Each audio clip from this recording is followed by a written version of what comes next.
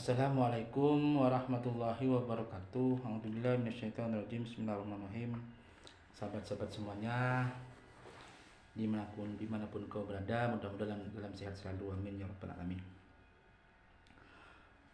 Untuk kesempatan ini, pembahasannya adalah bab nikah, yaitu bab menikah.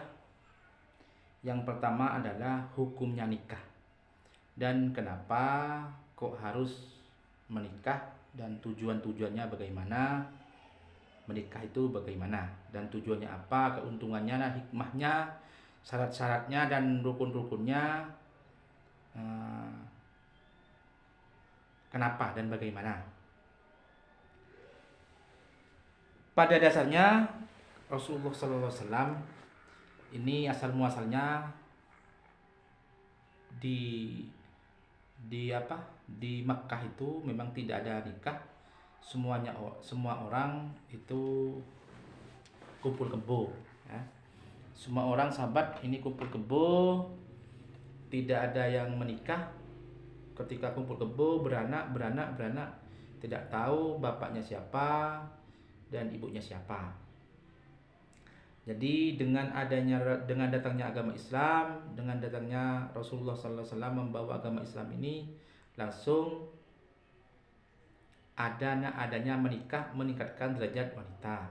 Dan hukumnya menikah itu pada dasarnya itu sunnah. An-nikahu sunnati faman raghiba an sunnati falaisa minni. Jadi hukumnya nikah itu sahabat semuanya ini adalah sunnah, ya. Nikah disunnahkan bagi orang yang membutuhkannya, sebab keinginan kuat di dalam dirinya untuk melakukan hubungan intim dengan hubungan badan dengan antar lawan jenis ini dianjurkan untuk segera menikah. Dan hukumnya nikah itu sunnah.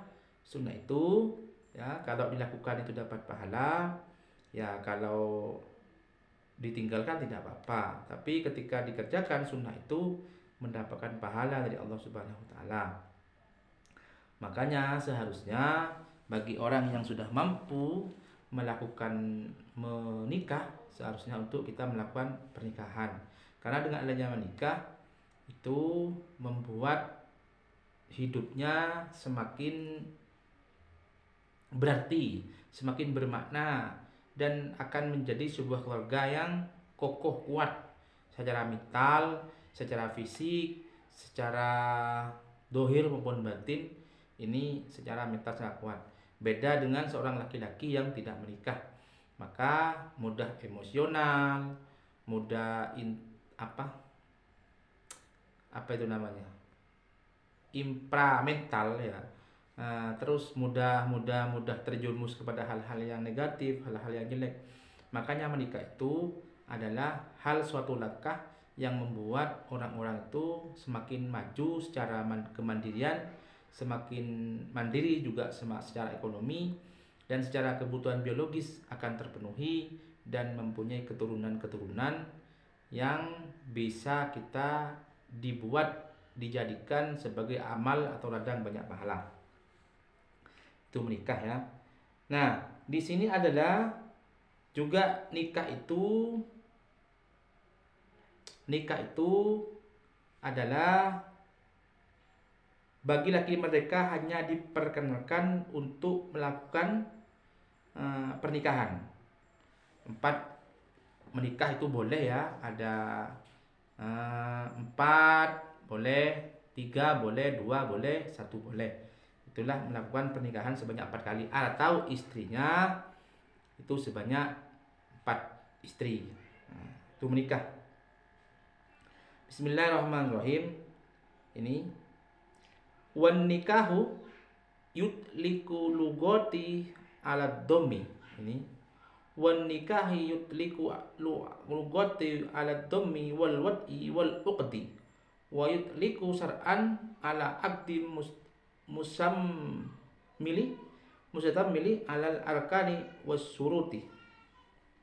Nah, ini, ya. Nikah secara bahasa, ya sahabat, ya. Nikah secara bahasa yaitu mengumpulkan. Jadi arti nikah itu sahabat ya, secara bahasa yaitu adalah mengumpulkan ya. Jadi nikah itu mengumpulkan. Jadi nikah itu adalah adanya transaksi akad dengan pihak mempelai wanita. Ada mempelai laki-laki, ada mempelai perempuan, ada saksi, ada wali perempuan. Itu ada 5 ya. Yang pertama adalah wali, mempelai putra, mempelai putri, dan ada saksi 2. Itu ada 5. Inilah ketika adanya transaksi seperti ini, maka menikah itu akan berlangsung, bisa diakad, bisa disaksikan atau ditransaksikan adanya akad pernikahan. Wan nikahu yatlaqu lughatu ala dhammi wal wad'i wal aqdi. Nikah secara bahasa diungkapkan yaitu mengumpulkan. Mengumpulkan adanya akad dan juga adanya transaksi. Makanya namanya nikah itu jangan sampai ada istilah mempermainkan, istilah dibuat permainan. Kadang ada kan nikah itu dibuat main, dibuat tidak ada yang serius. Nikah itu tahu-tahu menikah dengan transaksi 2 orang antara laki-laki dan perempuan, itu tidak bisa. Jadi aturan secara syariat yang ada, menikah itu memang kita diawali dengan cara yang benar sesuai dengan syariat agama. Kalau melanggar seperti itu, maka syariat ini juga akan keliru, keluar dari syariat. Ya, apalagi hanya hari ini sudah melakukan banyak di luar kumpul kebo ya, tidak melakukan pernikahan tapi hidupnya serumah, dianggap pacar ya, biasa membelanjai, memberikan nafkah kepada pacarnya, tapi itu hidup dalam satu rumah. Itu sahabat ya, betapa dosanya. Karena satu kali zina itu 40 tahun tidak diterima dalam sholatnya. Itu bagaimana kan gitu. Itu menurut bahasa, artinya dari bahasa. Terus secara syarat diungkapkan untuk menunjukkan akad yang membuat beberapa rukun dan syarat. Nah, secara syariat agama, terjadinya nikah itu ketika menunjukkan akad. Nah, ketika sudah akad itu akan memuat atau termuat sebuah hal yang harus kita lakukan, adanya rukun nikah, ada syarat-syaratnya menikah. Terjadi seperti itu ketika sudah akad. Ya, ketika sudah akad seperti itu. Makanya jangan kita sampai melakukan akad sendiri.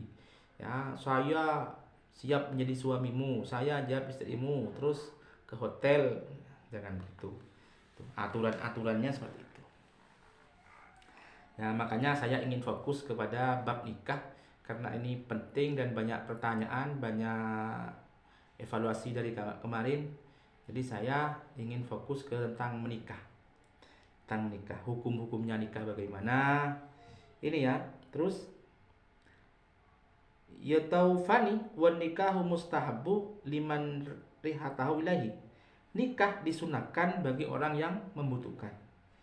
Nah, sebab keinginan kuat dalam dirinya untuk melakukan wati itu kumpul zina ya, atau melakukan hubungan badan. Jadi hukumnya itu sunnah, hukumnya itu disunahkan, boleh ya, ketika orang itu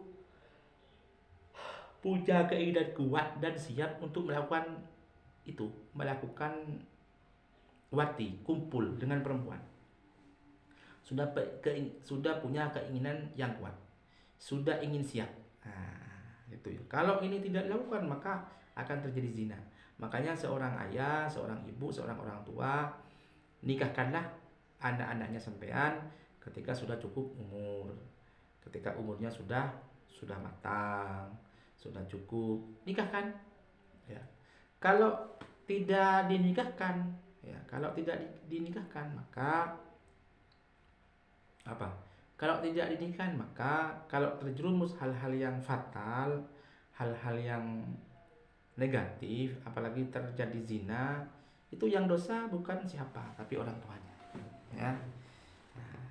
Yang penting sudah siap secara mental, secara psikologis, secara biologis, ya, secara ekonomi sudah siap. Kalau laki-laki sudah umur 23, 24, 25 sudah bagus. Kalau perempuan umur 18, 19, 20 sudah bagus. Kalau umur 15, 13, 12, apalagi perempuan sangat kurang. Ya. Laki-laki umur 15, 16, 17 itu kurang. Ya, sangat kurang. Hati-hati, orang tua itu jangan hanya bisa menyuruh, tapi harus bisa menyiapkan, mendampingi, mengopeni, mengayomi supaya anak-anak kita tidak terjerumus kepada hal-hal zina ini. Maka zina ini hukumnya itu luar biasa, termasuk dosa besar. Ya, jadi hukumnya nikah itu disunahkan bagi orang-orang yang membutuhkan. Ya. Kalau yang tidak membutuhkan, hanya terjadi hal-hal yang mudorot ya, dengan adanya menikah, lalai kepada istrinya, ya, menyakiti istrinya, terus mencampakkan dan melalui istrinya, itu kan merupakan hal-hal yang banyak mudorotnya. Itu tidak sunnah hukumnya untuk menikah. Ya, itu tidak sunnah hukumnya menikah. Makanya kita harus menikahlah pada usia-usia yang matang. Arahkanlah anak-anak kita supaya tidak terjerumus kepada hal-hal yang membahayakan, terjerumus hal-hal yang negatif, apalagi zina dan keliru pergaulan-pergaulan bebas di luar sana yang sudah banyak merusak kader muda hari ini. Kader muda kita akan rusak, perempuan-perempuan kita sudah rusak, bahkan sudah terbiasa melakukan zina-zina itu karena hanya modal HP, modal bensin 1 liter. Sekarang sudah banyak yang kumpul kebo ya, dengan pacarnya rata-rata sudah banyak zina.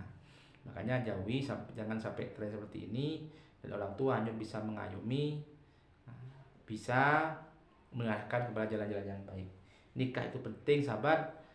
Lakukanlah menikah ketika sudah berumur cukup secara mental, secara ekonomi, secara psikologis, secara biologis sudah kuat, sudah mampu. Mari kita jalani pernikahan ini supaya menjadi keluarga yang matang, kuat, dohirun batinan, sakinah mawaddah warahmah. Amin ya. Amin. Mungkin itu yang bisa kami bahas pada pertemuan ini bab nikah.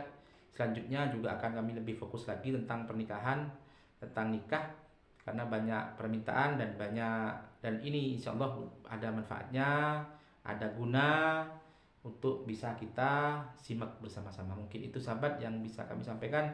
Kurang dan lebihnya kami mohon maaf yang tidak terkira. Kami akhiri wallahu muwaffiq ila aqwamit thoriq. Assalamualaikum warahmatullahi wabarakatuh.